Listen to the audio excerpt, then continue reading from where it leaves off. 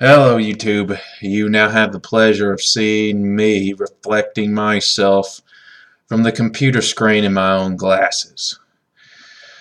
I guess that's kind of in an odd way tied in with what I'm going to talk about tonight. If you'll excuse my monotone on that last one, intimacy teaching, I'll try to be a little more lively in this one. I had just so much to articulate this time. I was thinking about all that junk at once this time. I tried to keep it a little more simple. What I basically want to start off on is something that has to do with something in Song of Songs called the Chariots of Amminadab. Now, there is a great Charles Spurgeon sermon I read once, but I haven't read any more of it for a while. If you find this interesting, just Google Charles Spurgeon and Chariots of Amminadab, Amminadib, and you should get a sermon, lots of selections of it. First, I want to start by just turning to that place in Song of Songs.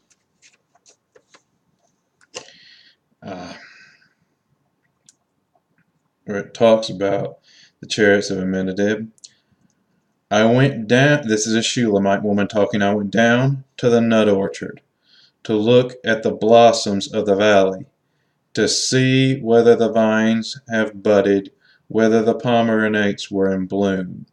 Before I was aware, my fancy set me on in a chariot beside my prince. That's verse 12. Lots of places, lots of versions translate that. Before I was aware, my soul disturbed me because the chariots of Amminadab. In other words, it's one of the most obscure verses in the Bible as far as translating goes. And what it all together, all the translations of it I've read amount to, is her being taken up on a chariot of fire. Even though this version I'm reading from does not say chariots of Amminadab, well, I'll just read it like that because that's what a lot of versions say. Before I was aware, my heart disturbed me because of the chariots of Amminadab. Basically, that she's called up on a chariot of fire. Then it says, Return, return, O Shulamite woman, return that we may look upon you. Why should you look upon the Shulamite woman as upon a dance before two armies? What was this dance before two armies? Let's go to 2 Samuel chapter 2 verses 14 through 16 and I'll show you what it is. Starting verse 14, and Abner said to Joab, Let the young men arise and play before us. And Joab said, Let them arise. Then they arose, passed over by number, 12 from Benjamin, and Ishbosheth the son of Saul, and 12 of the servants of David, and each caught his opponent by the head, and thrust his sword through his opponent's side, so they fell down together.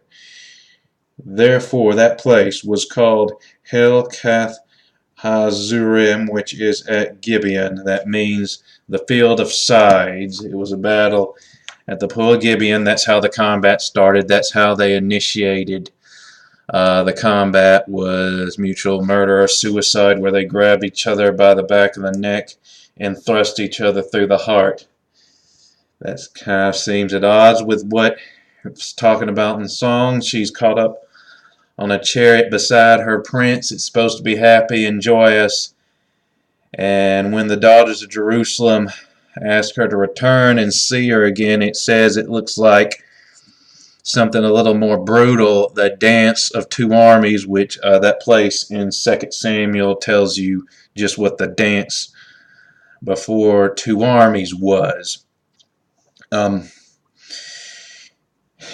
Even back to songs, there's lots of places where instead of grabbing by the head and thrusting each other through the heart with a sword, it says his left hand is under my head and his right arm embraces me.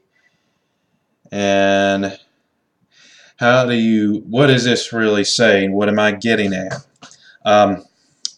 I'm going to go to John. How does this brutality and this love add up into one thing? And I'm going to go to John.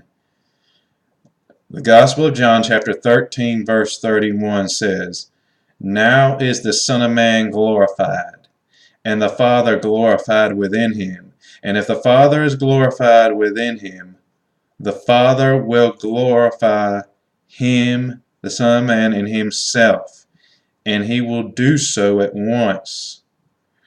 Now basically, I know that's a mouthful, kind of, if you haven't looked at that verse carefully a lot of times and meditated. Basically what it's saying is Father God in heaven, Jesus' face is shining from within his, to where Jesus' very image comes forth from within his, right as his image comes forth from Jesus. Jesus won't even take on his own image, but rather he sacrifices it to let the Father's image shine through his face. This has a lot to do with what his death and resurrection, his life, his death, and then his life again signifies. Basically, it's image sacrificing love. It's why he says, "Whoever wishes to save his life will lose it, but whoever wishes to lose his life for my sake will secure it eternal." I have trouble articulating things sometimes when I'm in front of the camera. I have to kind of relax for a bit, so I wrote it all out. I got written right here, "Imagine dying and your image disappearing into a hollow shell of yourself. You become a void, but you love someone else so much that you trust them to fill that void so that their face shines where yours was. You also don't fear the horrible death or emptiness because you trust the other to make the same sacrifice for you so that you will inhabit them too and become one image." This is how the Trinity, three people, is one God. Now again, there's a great Charles Spurgeon sermon on all this. Seems like there was something else I wanted to say. I have it written down somewhere. Let's see. Nope, I guess that's it.